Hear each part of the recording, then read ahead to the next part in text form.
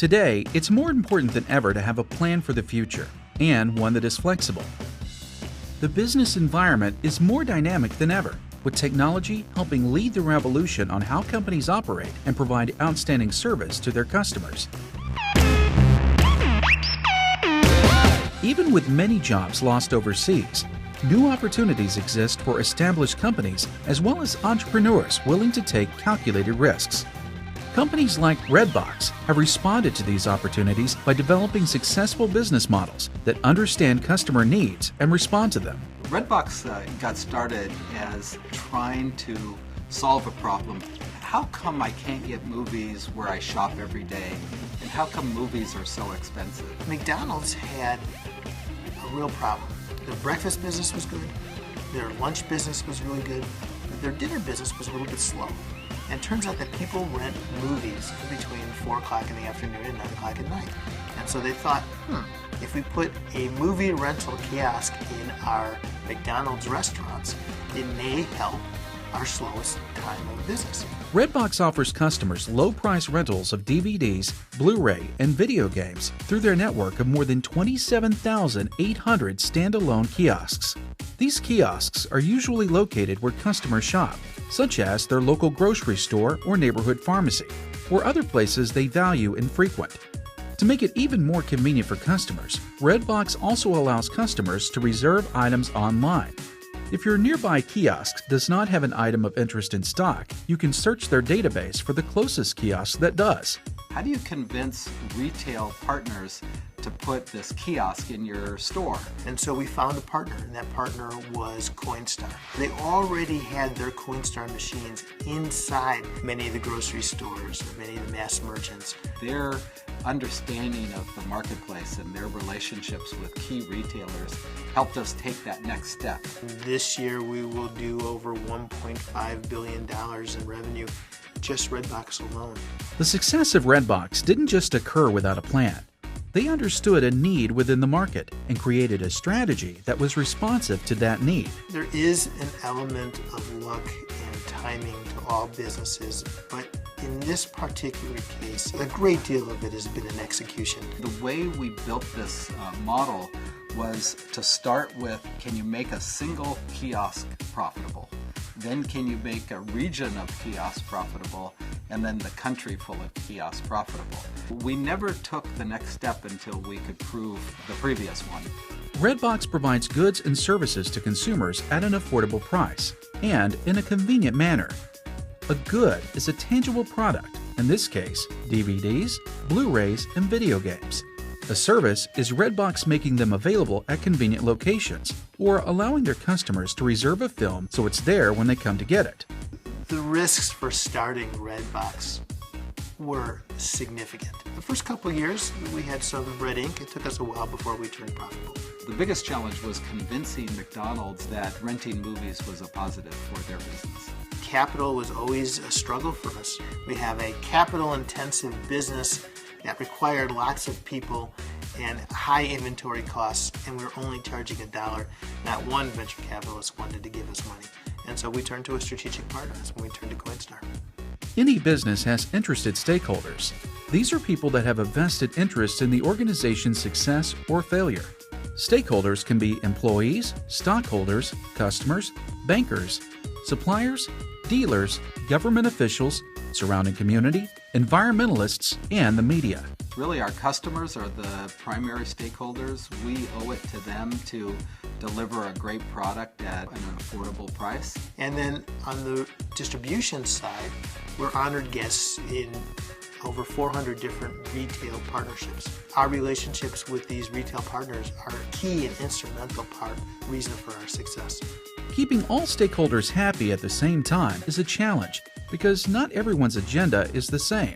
What's important to stockholders, the amount of profits, might cause an employer to outsource a function to another company at a lower cost. Although that may be good for stockholders, it could have a negative effect on employees if they were to lose their job to the outsourced company. The beautiful thing about rental is you have to return it. And so restaurants, McDonald's really cares about a statistic of same-store traffic. And people who rent RedBox come back the next day or the day after to return the movie, and oftentimes they'll go back into the retail location and they'll purchase additional food or products. Every business has environmental factors that affect every aspect of the company's operations. This business environment is composed of 5 separate elements. The economic and legal environment involves how government policies and regulations can be beneficial or detrimental to the business owners. By limiting its interference with the free exchange of goods and services, governments can be beneficial to businesses. Similarly, by creating laws favoring the enforcement of business contracts, governments can help create a business-friendly environment. There are challenges that we have in terms of complying with regulations like the Americans with Disability Act. There are laws. For example, we have to give notification to minors about R-rated movies, and we have to make sure that we give appropriate warnings to parents, and we have the appropriate safeguards so that minors do not rent from us inappropriate games or movies. The technological environment, mainly information technology, has dramatically changed the nature of business. The use of cell phones, computers, and the most influential, the internet, have forever altered how businesses are run. Technology has made the workplace far more efficient than ever before, and e-commerce, or the buying and selling of goods and services over the internet, has enabled businesses to sell goods and services to each other more efficiently. You can either use your phone or the web to go find a kiosk, get directions to the kiosk, see the inventory real time on the kiosk, and actually reserve it a movie. It looks simple, but in fact, the inside that kiosk, number one, there's over 800 components that allow the movie to be identified and dispensed to a customer in less than a minute. Today's consumers regularly expect quality, low prices, and outstanding customer service in order for a company to get and retain their business. This is known as the competitive environment, and the interactive nature of the internet and the use of technology have created customer-driven businesses, as opposed to traditional management-driven philosophies. So our competitors has changed over time because it is a dynamic marketplace. Now where we are America's #1 choice for movie rentals, we are in physical media the dominant player in renting movies. Now you can get movies on the internet, you can get movies streamed through devices. There's now smart televisions that are connected directly to the internet. And so we have to evolve as the market evolves as well. The social environment impacts business by understanding the types of products and services consumers purchase, where they live, and how they like to spend their time. Demographics play a large role in the social environment. New opportunities are created by population shifts, such as that of the aging baby boomer generation. The market that we serve is huge. Over 90% of American households watch movies on a regular basis. Our demographics reflect and mirror the demographics of our retail partners. So when we're in a grocery store, it tends to skew a little bit older, a little bit more female. When we're in a 7-Eleven or a convenience store, it skews a little bit younger, a little bit more male. Understanding diversity and its impact on the business world is also part of the social environment. Not only from the perspective of identifying different types of products and services to offer different groups of people, but also in dealing sensitively to an increasingly diverse workforce that is composed of many cultures from around the world. A diverse workforce is really important to us on a lot of different levels. First, better understanding our customers. Our customer base is America, is widely diverse. And the best way to help understand our customers is to make sure that our workforce is equally as diverse and representative of our customer base. A global environment is a huge part of a dynamic business model due to the growth of global competition and the increase of free trade around the world.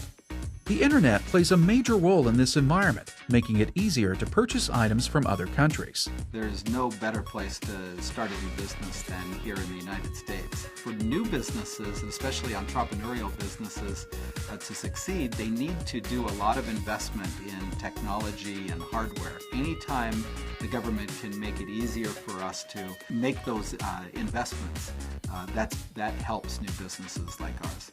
U.S. industry has evolved over the years, shifting from agricultural and manufacturing giants to the fast growth of the services sector. High-paying jobs in the service arena can be found in healthcare, finance, law, software development, and entertainment, as well as several other areas. More industry shifts certainly will continue in the future, and by being flexible and willing to adapt to change, the future offers opportunities. The question is, will you participate as someone who works for others or as an entrepreneur? Never give up. It sounds cliche, but over and over again, I've seen great people fail because they've given up, and people who may not be as endowed with funding or support succeed because they don't give up. They just keep trying.